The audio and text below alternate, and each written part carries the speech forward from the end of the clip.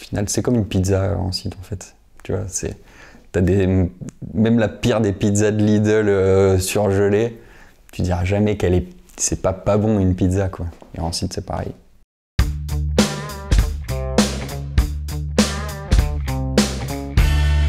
Salut, moi c'est Thibaut, je suis bassiste et si je devais garder un album, ce serait Indestructible de Rancid.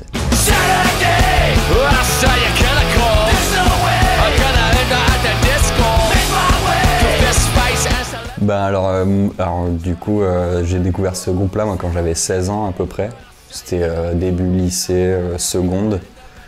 Donc avant, j'écoutais pas mal de rap pour changer. Et tout ce qui est on va dire depuis que je suis petit jusqu'à collège, c'était vraiment que du hip-hop américain. Je passais ma vie devant MTV Base à mater des clips de Cameron, Fabulous, tous ces trucs hip-hop américain, bling bling, tout ça. Je portais des baggy aussi. Il y a eu une période skate vers 12 ans où quand même j'avais une petite écoute de punk rock grâce à Tony Hawk et aux jeux vidéo et tout ça, comme pas mal de gens quoi. Et en gros, ça passait, j'écoutais comme ça un peu, mais c'était vraiment après moi la musique que j'écoutais le plus c'était du hip-hop et du rap quoi. J'arrive au lycée, dans un nouveau lycée, là je me fais un pote trop cool. Vu que j'avais fait un peu de skate, on fait un peu de skate ensemble. Et lui, c'était un gros fan de Travis Barker, donc de Blink 182. Moi, je connaissais vite fait, mais c'était pas ma musique préférée. Et c'était la période, je crois, où sortait Transplant à l'époque. Donc 2012 peut-être. Non, ouais. Je sais plus, bref. Et donc en gros il me fait découvrir Transplant, je fais ah putain c'est pas mal et il y avait un gros côté hip-hop en fait dans Transplant avec Rob Aston, Travis Barker qui a des batteries quand même qui sont pas mal hip-hop. Et je fais ah c'est cool et tout et du coup par là ça m'a fait découvrir Rancid. Et c'était l'époque juste après qui sortait Indestructible, qui est sorti juste après l'album de Transplant il me semble. Et là j'ai fait oh, la grosse gifle, je fais putain en fait ouais, c'est ça que je kiffe quoi. Et du coup j'ai laissé complètement le hip-hop de côté et cet album là il m'a bien marqué quoi. Donc et ça m'a rappelé un peu voilà tout ce que j'avais à peu près écouté dans le fond avec le hip-hop en premier. Même quand j'étais en 6e ou quoi, j'avais un pote qui m'avait passé une cassette il y avait une face I Am, le micro d'argent, et l'autre face t'avais Offspring, je sais plus quel album, Americana il me semble. Et j'écoutais les deux, donc ça c'était en 6e, donc j'avais pas encore la maturité de savoir quel style j'écoutais vraiment. Mais j'avais en fond toujours le punk rock quoi, et quand j'ai découvert Rancid Indestructible, c'était la gifle quoi.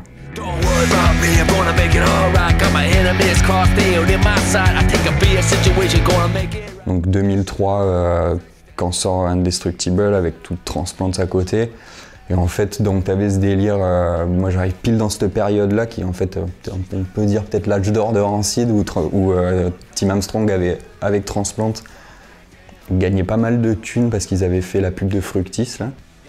Et en gros, j'avais lu une interview, il disait qu'il grâce à la thune qu'il avait pu mettre pas mal d'argent dans Hellcats et sortir des groupes comme Time Again, Left Alone et tout ça. Et donc du coup, ça a rajouté en plus au truc de Rancid avec cet album au milieu où tu te dis que ouais, c'est vraiment trop cool et qui a influencé plein de gens, je pense. Même si les albums d'avant, comme And Out Come the Wolves, sont peut-être plus marquant pour des personnes. Moi je suis arrivé sur Indestructible quoi, donc j'ai découvert après And Out Come the Wolves et tous les albums donc précédents quoi, qui sont juste parfaits aussi. C'est difficile d'être objectif sur Rancid quoi.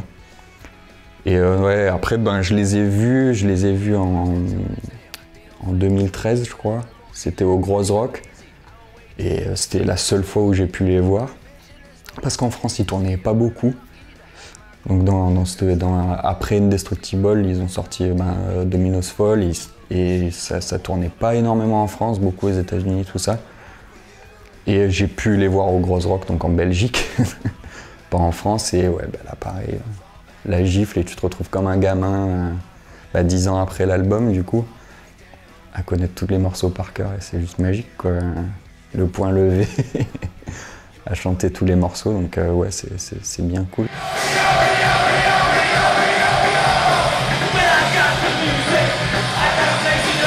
Alors, j'ai gagné un concours Rancid. Je fais jamais de concours, mais là j'ai jamais gagné de concours, on va dire, sauf ce truc-là. En gros, ils avaient fait un tribute à Rancid. Le Smell This Record, c'est le label du chanteur de Left Alone. Et j'avais fait ah ouais trop cool et tout. Et j'avais vu qu'on pouvait gagner une guitare en étant le premier à commander. Voilà. Il y avait plusieurs lots. Donc le premier gagnait un test press de ce tribute de Rancid. Et je crois le 20e, il gagnait la guitare ou un truc comme ça. Moi, forcément, je voulais la guitare. Et je m'étais dit, bon, si je suis dans les premiers, c'est cool, peut-être j'aurai une chance des trucs. Et donc j'avais préparé mon truc sur Internet, ma commande, pour être à l'heure pile des États-Unis. J'avais mon horloge des États-Unis, tout ça pour pouvoir commander pile à l'heure.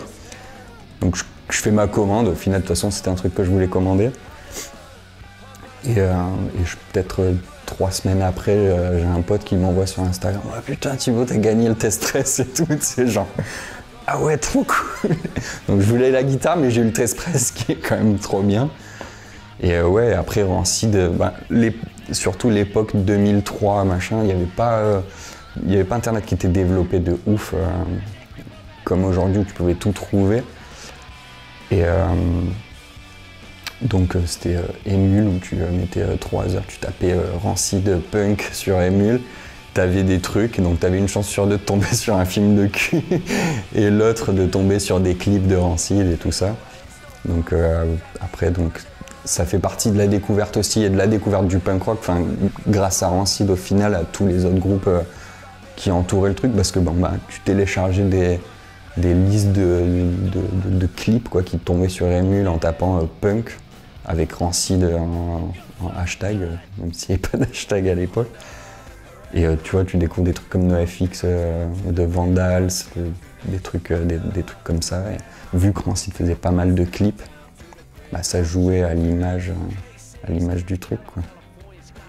Donc l'espèce de boys band au final de groupe quoi, où chacun a un peu sa personnalité dans le groupe, où t'as Lars qui est vraiment le punk avec ses spikes, un peu plus carré, où t'as Tim Armstrong la guitare en dessous des genoux qui fait quand même en live quoi, limite tu rigoles en fait parce que tu sais même pas s'il fait vraiment des accords ou pas quoi.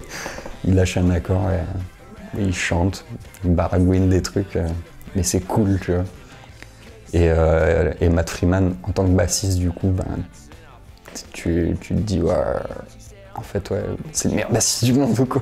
Parce que tu veux pas admettre que les autres qui font du slap ou des trucs comme ça, mais toi, tu vois, moi, c'était du punk rock et Matt Freeman, c'est un peu la grosse référence pour les bassistes de punk rock, quoi, en fait.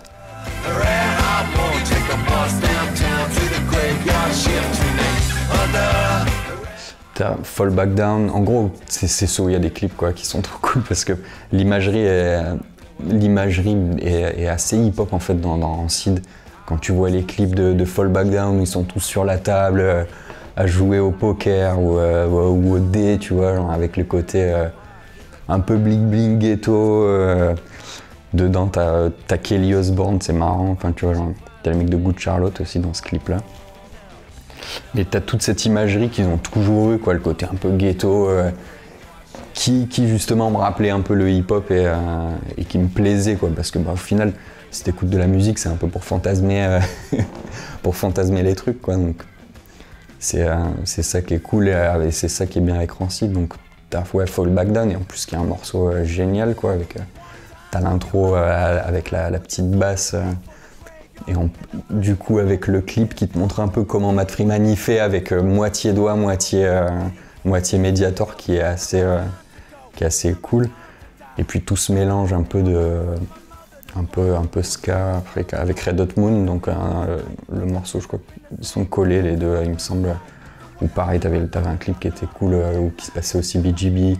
Donc t'as ce côté la maison mère du punk rock. Alors, enfin, eux, ils sont de côte ouest, mais bon, New York est leur deuxième maison, quoi.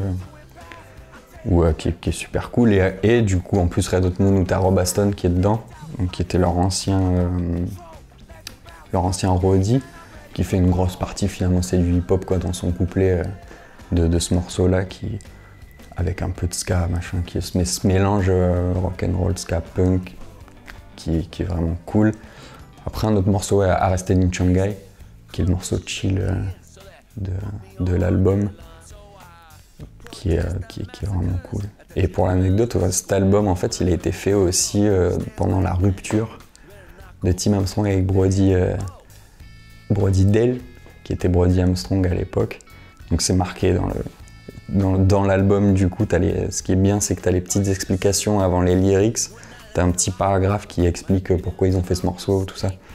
Et donc il y a un petit paragraphe qui dit ce morceau, on l'a fait pendant l'écriture de l'album où Tim Armstrong s'est fait larguer par Brody Dale. Il avait amené 7 morceaux, dont un des morceaux, je sais plus lequel c'est. Mais ouais, pour la petite anecdote de l'écriture de l'album, quand on se fait larguer, il y a toujours plus d'émotions, donc c'est toujours des meilleurs albums. Donc ouais, après tous les morceaux sont géniaux, de toute façon, dans cet album.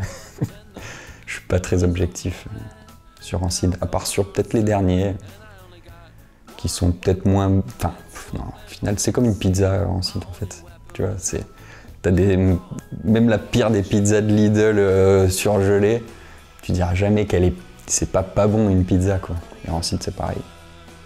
Ce sera jamais mauvais. Ce sera juste moins bon. Puis ouais, après aussi, ouais, anecdote aussi de 2003, 2003, j'avais 17 ans. Ou non, j'avais 15 ans, mais après je l'ai pas connu forcément en 2003, l'album. Et t'as le morceau Travis Bickle, qui m'a fait découvrir du coup le film Taxi Driver, que je connaissais pas. Et c'est que j'ai découvert ce film-là par rapport à ce morceau-là, quoi. Du coup, c'est cool, quoi, de découvrir des films par rapport à de la musique, qui sont en plus des films, c'est des chefs-d'œuvre, quoi.